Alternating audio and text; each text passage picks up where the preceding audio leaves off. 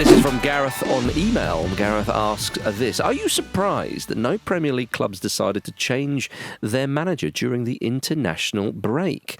Are you surprised about this, Vidushan? It's where we are with international football at the moment, and actually the state of the Premier League, where there's very little jeopardy that we come back from the break and we just want to head on a stick. Yeah, oh yeah. Has someone lost their job? It's a natural way to end it, isn't it? That's a traditional way to do it. Yeah, and I think actually because so many things are set in stone in the Premier League, that's why there hasn't been much movement on that side. I think the only person who is really out there in front of someone whose future is being discussed openly, or certainly was discussed openly over the window, is Ange Postecoglou at Tottenham. And even then, with the Europa League, the only thing that seems to progress is they, by all accounts, have started seeking out potential replacements down the line when they do pull the trigger. And you think of someone like, I was going to say the other end of the table, maybe a few places below them in Leicester City with Ruud van Nistelrooy. Is there any point in making that decision now? Are they going to gain any ground on things above them? Yeah. It'll probably be easier and smoother to do something at the very end of the season, if not a bit into the summer. So there are so many different things at play here, but I think ultimately it's down to the fact that nothing's going to change if you make it a managerial change at this point of the season. Yeah, my take is not dissimilar to that, I suppose. I do think that it's a little bit of a cliche anyway, without having the detail in front of me. Like last season, I don't think there were any managerial changes in the international breaks. There was only 3 managerial changes throughout the entire season. And the first one was very late, wasn't it? Yeah. Heckingbottom at Sheffield United, Cooper at Forest, and Hodgson at Palace. And the rest of the changes happened pre-season. So I don't know. I'd love to see what the evidence is, because it's kind of a traditional thing that I'm not trying to make out Gareth as some kind of unthinking cliche artist, but I think over the last 18 months or so it's just really not been the case necessarily. And I also think you have to judge it in isolation. What's the state of the Premier League at the moment in terms of the individual clubs and where they would be with changing their manager? Well, if you go down the table, as Vish has alluded to without specifically saying, there's not really that many candidates, because realistically large parts of the table are already settled. So to go back to Vish's point about Leicester City, well, they've already changed the manager once. Changing it again now, probably wouldn't make things worse, because things can't get worse. They just can't. But they're not going to make any meaningful difference to Leicester's plight this season. Clearly, the top 4 teams, with the exception of Chelsea, possibly aren't going to change their manager. Guardiola's Guardiola, Eddie Howe's just won a trophy. Pulled the trigger on Guardiola. Yeah. Would have been. Yeah, Eddie Howe's just won a trophy, and then you've got Brighton, Fulham, Villa, Bournemouth, really probably Brentford and Palace as well, all doing great jobs. Yeah. Spurs, Postecoglou, that movement or pressure has moved on from Postecoglou, partly because it's now so focused on Levy, and also partly because Spurs' form has slightly improved. He was the only one, really. Everton's already done it. West Ham's already done it. So like it's just one of those situations where Wolves have already done it. Yeah. So it's just not. There's no candidates to do it. You said Spurs. I said I didn't think they would. Not now. No, he was the only one. Maybe. I think there's a possible argument that they could have, given how patchy it's been recently for Chelsea, and given what the ownership is like, i.e. mad, they could have moved on Maresca. Could have. I still think they're in 4th position. I don't think.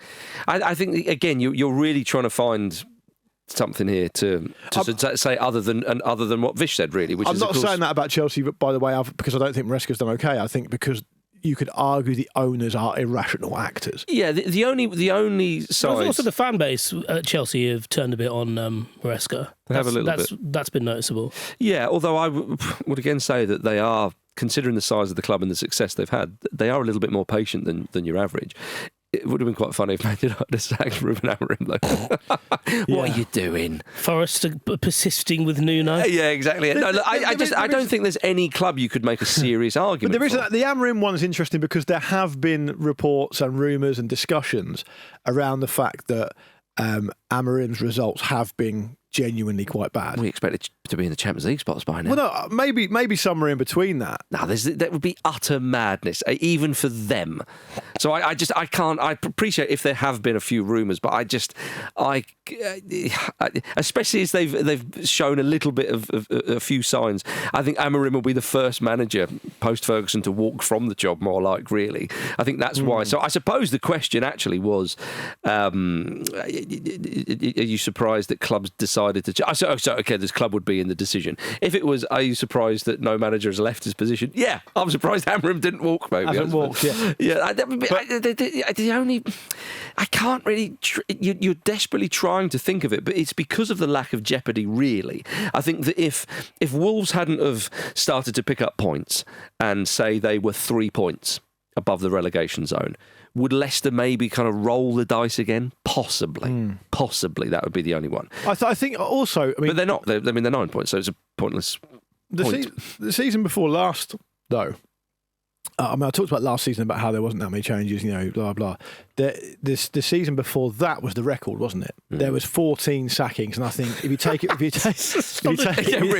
take it from May of 2022, I think there were 19 changes in total. It's only a 20-team league. So that was a ridiculous set of circumstances. Scott Parker and Thomas Tuchel both left Bournemouth and Chelsea respectively, I think, by the start of September that season. It does ebb and flow, doesn't it? But you're right, all these factors are definitely included. There's no real... jeopardy in the table, and you're really, for once, you're really finding it tricky to think of some candidates. The amount of times you feel like you go into whatever international break it would be, maybe the September one, the March one, whatever, and you're going like, this manager's basically cooked. Unless he wins the last 2 games before the international break, he's gone for all those obvious reasons. I'd be interested to know if it's actually ever consistently happened like that. I mean, to build on Gareth's question, I would say, do you see any clubs changing their manager in the summer? Yeah, because I don't think there'd be that many. I think Spurs. I said for a while that I think Spurs may well change Postecoglou. I mean, if he wins the Europa League, maybe not. But I think there are some candidates for that. I think candidates for that would probably be those who will be in the Premier League. So you're looking at Wolves up. Oh, okay, fine. Because I think Juric is probably they're going to do a new broom there for sure. Van Nistelrooy will probably go as well, I think. You'd say that Pereira at Wolves. Kieran McKenna's obviously earned the right. He's not going to leave unless he wants to. In fact, he may well find himself in situ a job in the Premier League team because he's. I don't think again because like.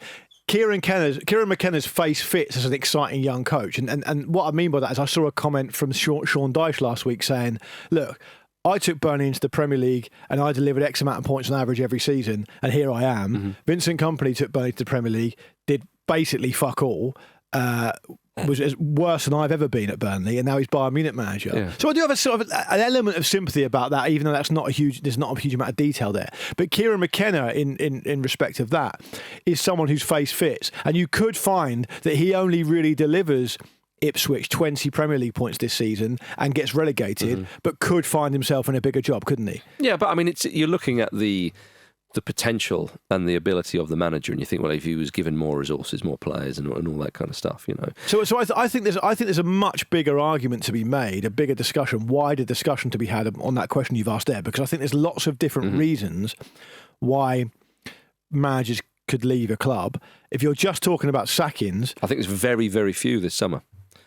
Well, I mean, there'll be a knock-on effect. Sackings is slightly different. Sackings is different, yes. There'll be a knock-on effect of, say, if Spurs sack Postecoglou, and then if you consider the candidates that are in a bit of a domino effect kind of thing. Well, exactly, yeah. So it could be the Bournemouth need a new manager, it could be the Brentford need a new manager. So there's going to be shifts that way, and that'll be interesting because maybe we can flip it a bit, because it'll be about how comfortable those managers who are doing good jobs at their clubs feel at those clubs, and if a Spurs, despite the fact that the 3 managers that Spurs were linked with are managing teams all above them in, better current states, and it's, we'll throw Marco Silva in there as well.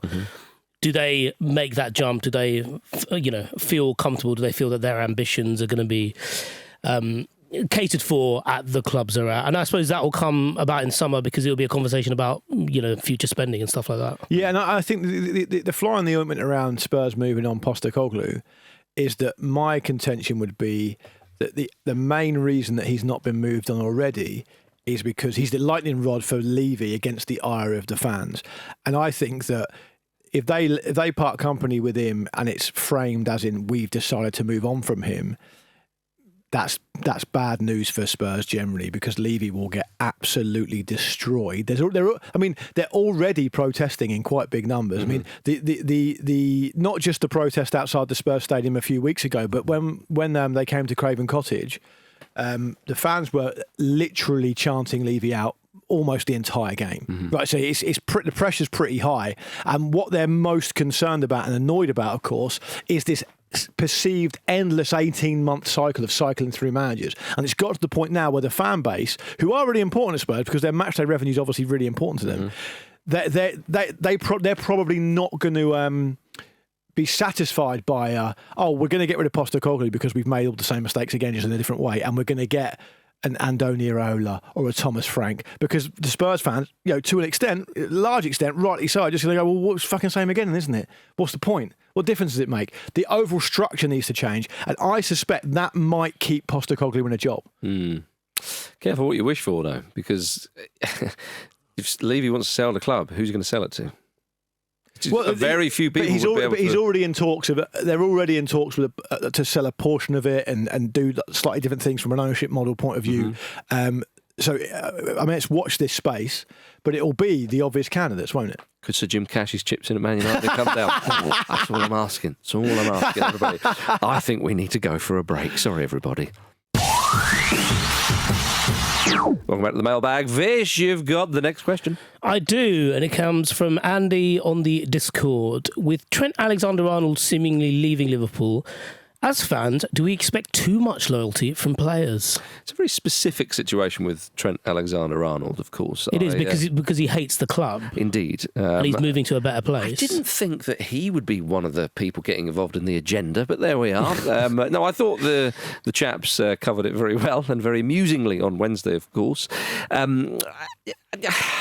It's a difficult one, this, because everybody wants loyalty from players. The last thing a fan base anywhere in the world wants to see is what they perceive to be a player downing tools or a player not trying when you put the shirt on, all that kind of stuff. But even, I think we could flip that or add a little bit onto that. Mm-hmm. I think people also don't like just a constant churn of players. Yeah. And so while I appreciate that's not specifically the Trent Alexander-Arnold thing, I think we can also look at loyalty on a much smaller time frame. Mm-hmm. Let's say 2 years. If you're in the Championship, for example, mm-hmm. 2 years is about reasonable for an exciting player that you would hitch your wagon to, who suddenly just goes. Yeah, and I think we like a bit of familiarity as well. Yeah, and the last thing you want is a player who you've seen play for your team then go off and play for a team who are your rivals and all that sort of stuff. We know this. But we often forget that, if Trent Alexander-Arnold, take him for example, if his performances, he didn't start playing so well, he would suddenly become down the pecking order. He would potentially be up for sale if he wasn't really deemed one of their starting players or whatever. So the sort of the boring answer is perhaps we do, but let's not get loyalty confused with effort. I think when you join a club, when you're it's a job. When you join that organisation, that company, whatever football club, you give 100%. That's you can't argue with that. And I think some fan bases understand that. I mean, I've one player who is dearly loved by the Newcastle United fans is Sir Les Ferdinand. He's called Sir Les Ferdinand. He's been there 2 years. The impact he made. So you could say, perhaps two of the best years of his career. I mean, he's not gone off to say Real Madrid, although I think if he did, they would understand that. But he went back down south, of course.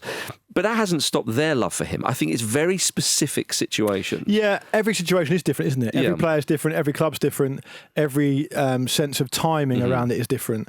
And when we talked about what we talked about earlier this week, and then previously about Alexander-Arnold and the situation, a lot of the feedback from the Liverpool fans, and I use the word feedback from Liverpool fans, was what do you expect? You expect us to be happy that he's leaving? Mm-hmm. To which, of course, the answer is absolutely not. Of course I don't. Mm-hmm. But there's an element of a kind of have your cake and eat it type entitlement, I think, that maybe is more or less sympathetic depending on which side of the fence you fall down on, because the way of looking at this is either Trent Alexander-Arnold's been at the club since he was 8.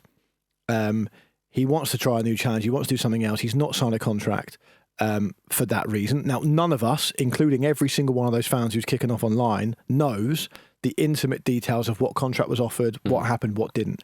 Let's stick to what we do know. What we do know is Real Madrid offered £20 million for him in January and Liverpool said no. Now, that's not Trent Alexander-Arnold's fault.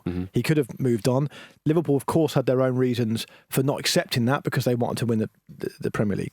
Understand that.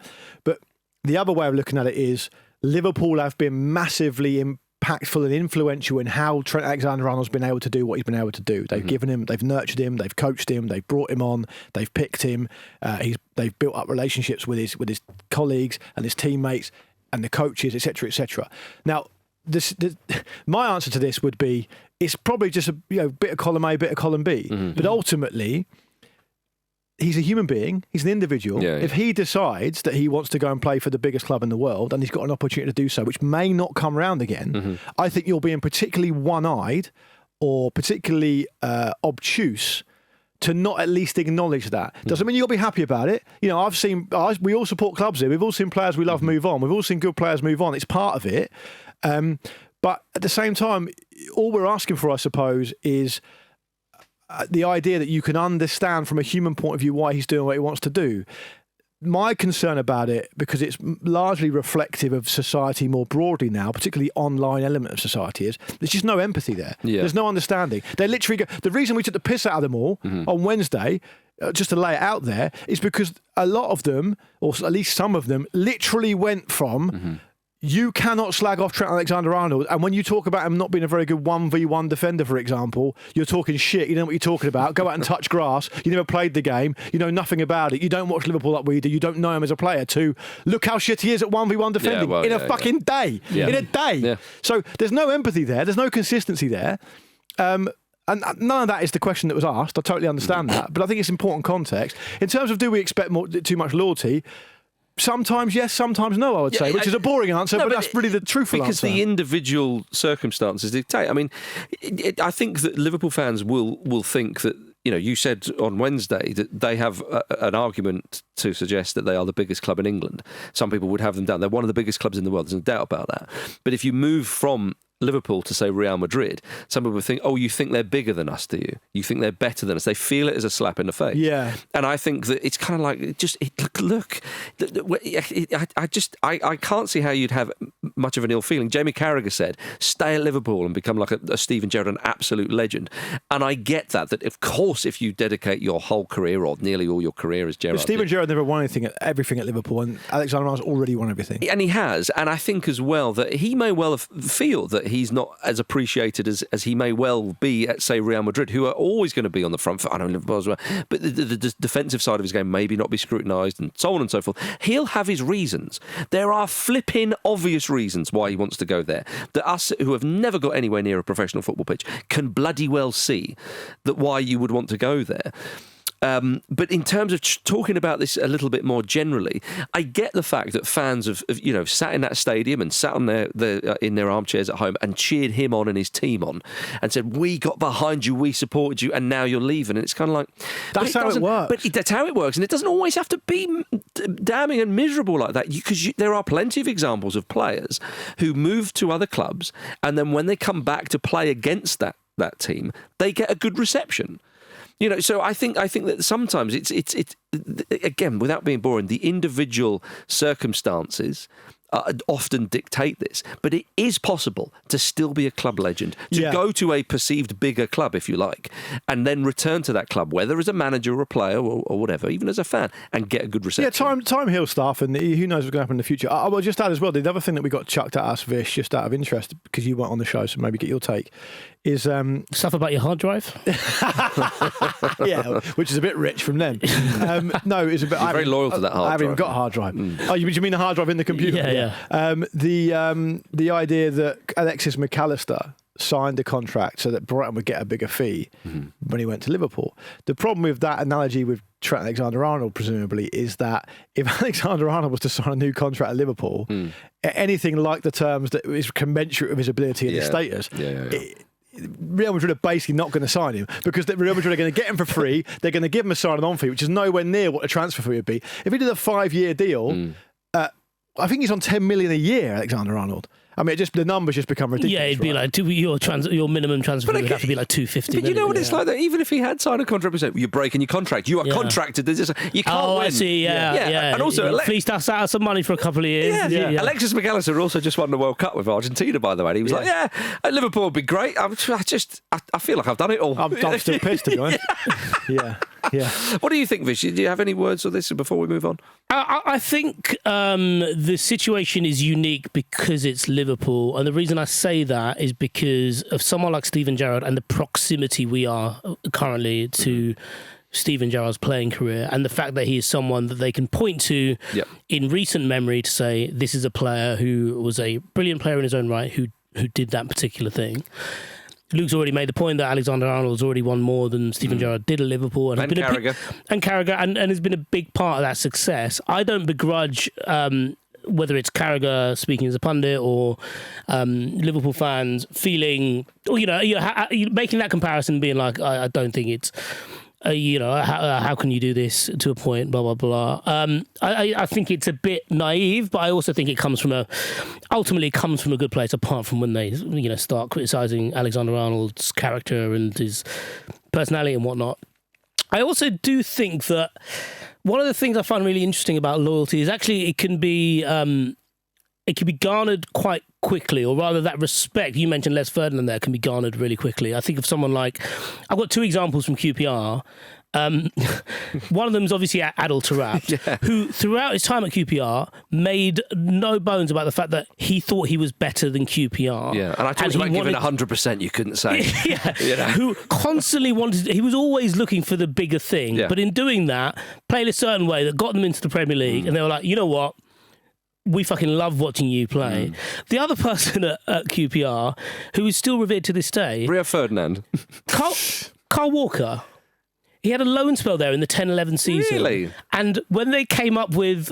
I can't remember what the time span was, but they came up with their best 11 of like the 2000s era. Carl Walker was right back. Yeah. Because he was so good, and they were like, this guy... I quite recently talked to one of my QPR supporting mates about this, and they were like, we've got a ball-playing midfielder who can run the 100 metres in 10 seconds at right back. This is brilliant. We never have good players like this. But these points, I accept them, and I think they're spot on, but they are also, in a kind of small way, they're kind of not relevant to the Liverpool situation. No, I know. Because you're using examples, with it, whether it be McAllister at Brighton, Walker at QPR, Taarabt at QPR, of far smaller clubs than Liverpool. And I think when you support a team of the size of Liverpool, it necessarily comes along with a certain amount of entitlement, because you can legitimately say, we've won X amount of European Cups. Yeah. We're the biggest, as far as we're concerned, we're the biggest club in the world. Why would you want to go anywhere else? Exactly. Yeah, but I was addressing the question, as I did at the start when I added that caveat,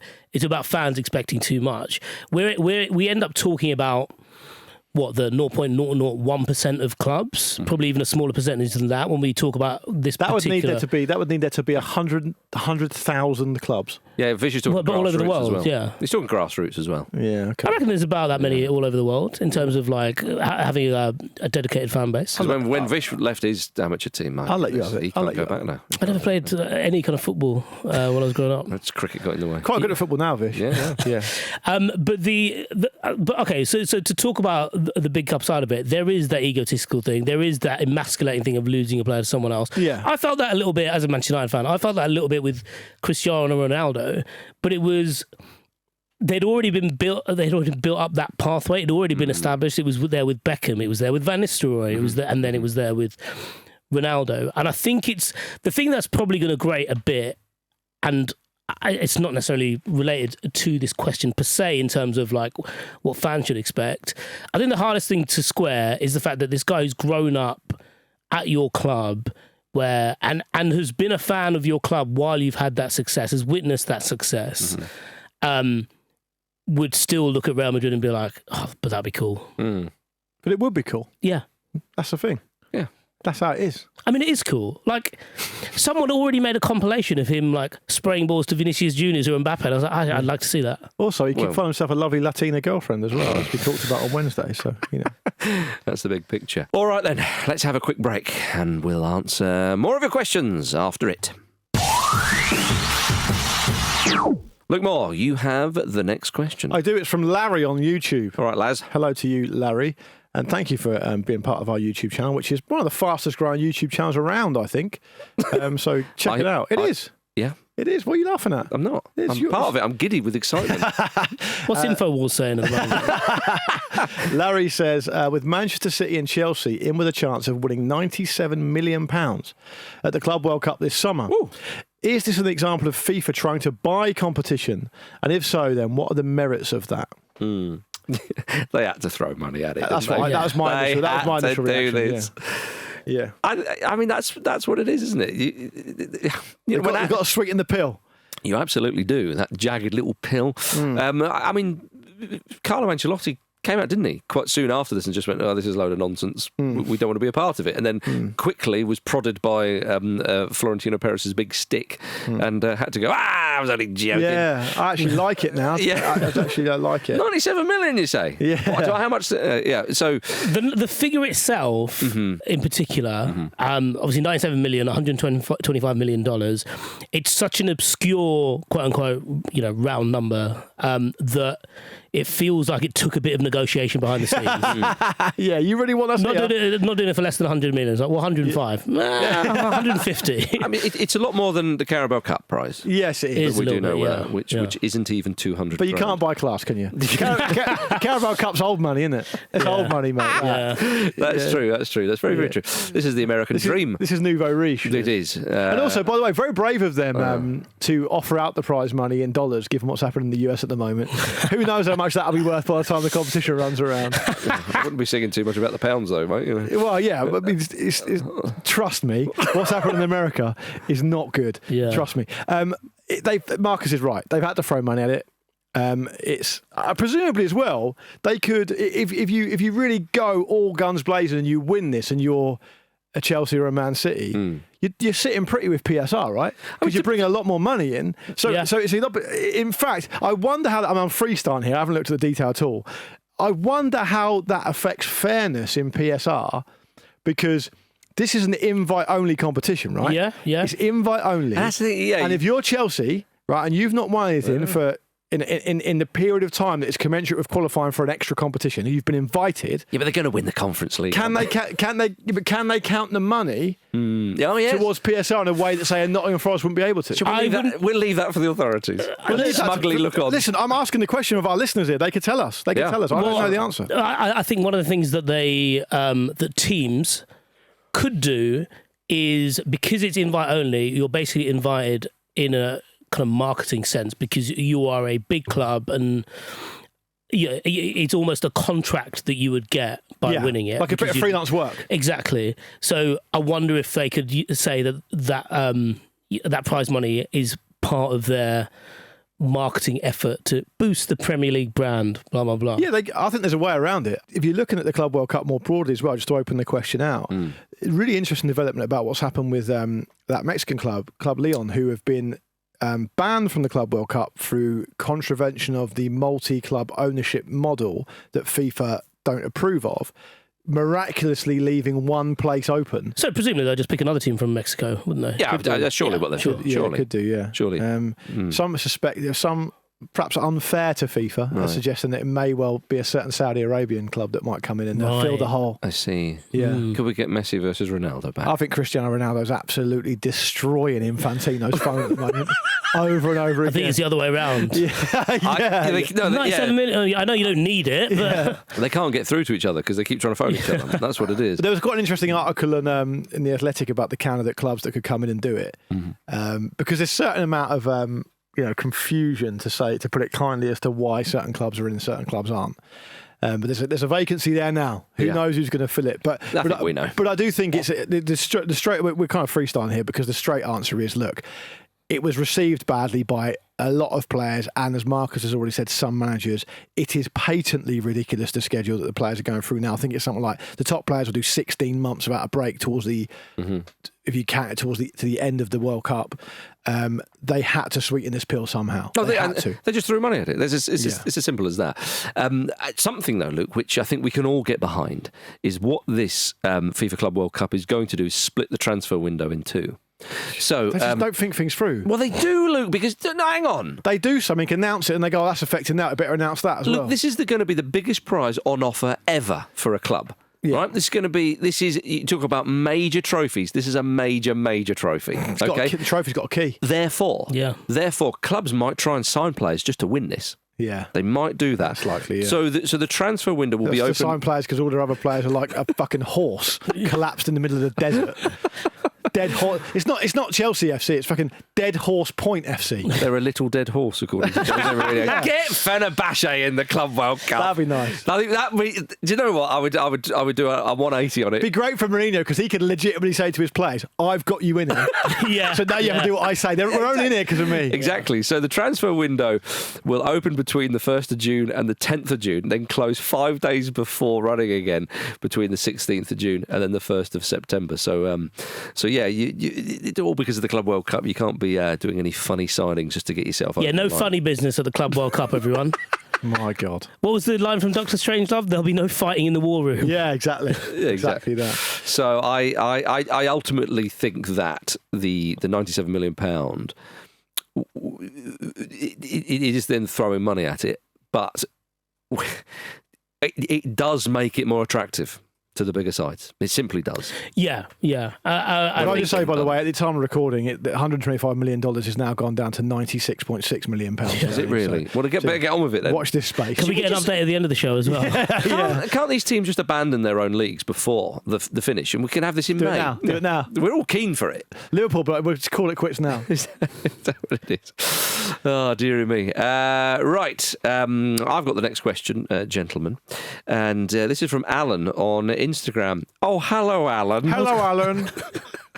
Following Steve Bruce's meltdown, what's your favourite ever interview? Meltdown. Of course, Steve Bruce got very, very angry and meltdowny after Dwight Gale's comments were put to him. I think he'd already heard the comments, it's fair to say, because as Pete said, quite clearly Steve Bruce had rehearsed what he'd already said. Yeah. But Dwight Gale suggested that Steve Bruce wasn't one for tactics and criticised his management style and him as a bloke, really, we could go as far to say, I think. And Brucey got very, very angry. We talked about this, was it on Monday, I think? And, it's weird how institutionalised Steve Bruce has become just from football. Yeah. Like, he cannot not be in football. He cannot not be managing. He cannot take a break. He's had some horrendous personal stuff that's happened to him over the last 5, 6, 7 years. True. And he's still found his solace in football. Like it's like it's his safe space. Mm-hmm. And then in that space, everyone just slags him off. Yeah, which is a shame because clearly there will be some players. Anton Ferdinand was having a pop the other day. Everyone's getting involved. I do feel a bit for Brucey, of course, because some players would have enjoyed playing under him, I'm sure. But anyway, the fact is, Jake Livermore. There you go. My favourite meltdown. Go on. Is when Walter Smith essentially surgically destroyed Chick Young in a post-match interview in a Rangers game in the European Cup, and we've got a clip of it here.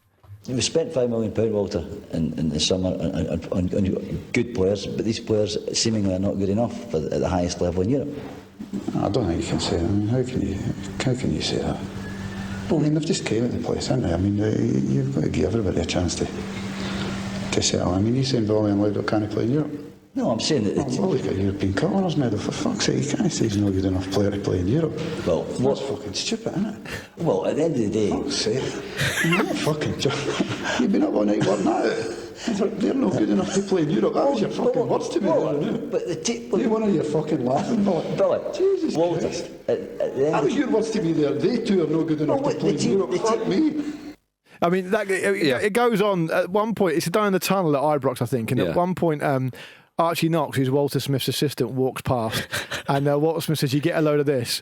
And Archie just looks at Chick Young and goes, "Oh, is he talking shite again?" Yeah. He just walks off. He doesn't break stride, Archie Knox. And also, it's worth checking out, as Marcus was about to say, but also at the end of it, Walter Smith says something along the lines of, Brian, speaking about Brian Laudrup, may not have played that well today, but you've had an absolute fucking shocker here, Chip, and walks off. So, Brian Laudrup and Basil Bolly were the big sign. It's worth reminding, as Walter did, not in as much detail as this, but Basil Bolly did score a winning goal in a European Cup. Or was it Champions League back then? I forget. And Brian Laudrup is one of the greatest ever players to play in Scotland. Well, I mean, before that. But anyway, look, the fact is that Rangers were disappointing. It's a poor question, isn't it? But it's a poor question. But who had the meltdown? Because I think it was Chick Young. Yeah, well, I said Walter was surgical. Yes. He was very, very surgical and in a very kind of sinister, calm way. Oh, he absolutely sliced him up. He's pulled him to pieces. Yeah. Chick Young's had the meltdown by accident. Yeah. Fish, I believe yours is a Scottish one as well. It is, because I was also thinking of going for Walter Smith taking apart Chick Young. And this isn't quite a managerial meltdown in the way that you'd assume they go, where it's just against the interviewer. But this is certainly someone at the end of their tether, kind of losing their way a bit. And it's in the aftermath of Scotland's 2-1 defeat to Germany. And Bertie Vogts, I think it might have been his last game in charge, but Bertie Vogts is basically like losing the thread of everything here. And he's interviewed in the tunnel after the defeat. And we've got a clip of it here. Bookings in the game was the attitude of the players a problem? No, it was a big fight for both teams, and I think it was a lot of Christian. Well, a little trouble in the tunnel there, but that reflects, I think, the way the players feel about this defeat. So in the background is Scotland defender Christian Daly losing his mind, saying fucking cheats about the German team they've just played. And Vokes has to break off from this interview just to try and calm him down. Really campy, just going, Christian. He says like her lip in League of Gentlemen. They're my team. I mean, what? Yeah. And it was just, there's something about it that I really enjoyed because, as I said, like he's losing the thread of that job completely, and there was a lot of heat in him going into that game, and it was just he looks again. Seek out the video. He looks utterly powerless to do anything about it. Is Christian Daly saying the German players are cheats, or is he saying that Bertie Vogts is cheating because he's German and he wanted Germany to win? It might be that, actually. Harry Redknapp really uncovered something recently this week, didn't he? So, maybe. We can't get into that, but my goodness me. My giddy aunt. My God. Staying north of the border. All the answers are Scottish. What were you saying on Friday's show about the Scottish accent? Caldwell. Yeah, I mean, again, though, I think, because I could have gone for Roy Hodgson, but that's a famous one we all know. Let's not take the piss here. Yeah. Well, of course it was a fucking penalty. Yeah. You can use that if you want. You don't expect Roy to say that, do we? When Roy turns like East End gangster. Because all of his prey's in hibernation at the time, so he's very hungry and frustrated. You don't think of owls as being aggressive, but there we are. We were just mere mice. The interview was just maybe it was just a big mouse. I don't know. But I thought it was a bit much when Roy just started circling over him, hovering. But I'm not going to go for Roy Hodgson. I'm going to go for the late, great Jim McLean of Dundee United. Oh, that's great. Dundee United chairman at the time he was at this interview. I forget who the opposition were, but they'd been beaten. The manager was under pressure, and he said that he didn't want any more questions about the manager. He was fed up. He was furious. Do not ask me about the manager. We pick up the interview. Again, there is absolutely no way that I will walk away from this situation. How long do you give Alex Smith to get it right on the park? Well, you think I'm going to answer a stupid question like that? I'm only asking it. Well, I told you earlier I wouldn't be answering it. And make sure that that's cut. And I'll tell you something. Don't have... OK, well, that didn't go... Does he actually punch him? Yeah. You can hear the slap. Yeah. Yeah, because he didn't realise it was live. Which is why Jim McLean says, well, you can cut that out or words to that effect. And of course he takes the thing off, goes behind the camera and he lapped the reporter one. It was incredible, absolutely incredible. And the best thing was about that was that when it was aired in Scotland, obviously that was a different clip we found on YouTube there, but it was on. It was probably like Sports Seed matches there, one of the highlight programs up there, and your friend and mine, Jim White was presenting it or like doing the voiceover for it, and that happens, and Jim White just goes, "Well, there was no other choice there, but Jim McLean had to resign as Dundee United chairman anyway," and it just goes and brushes over it. It's like, but yeah, that was essentially like him out of football from there. I love that. But the reporter as well, the way the reporter stands his ground in quite a funny way. I think the reporter's entitled to not think that someone's going to punch him for Indeed, doing his job. Yeah, it's shocking behaviour, but it's like it's a problem. But it's the way the reporter says. He goes, "Do you think I'm going to answer a stupid question like that?" And he goes, "Well, I'm only asking it." That is what's annoyed him. The next question here is top 3 journalists working in football at the moment that you'd like to see a chairman punch. So I've got Fatouche and Hunter Raja. Yeah, they are. The England 1. cricket team would protect him. They would, yeah. Some of them. With their okay. Vish, you've got the last question from Dean. I do. Hello, Dean.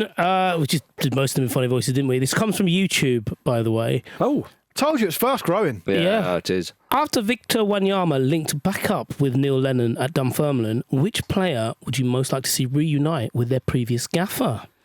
I thought long and hard about this, and I thought to myself, wouldn't he be spectacular this late on in the man's career? He's 34, so still a few years left.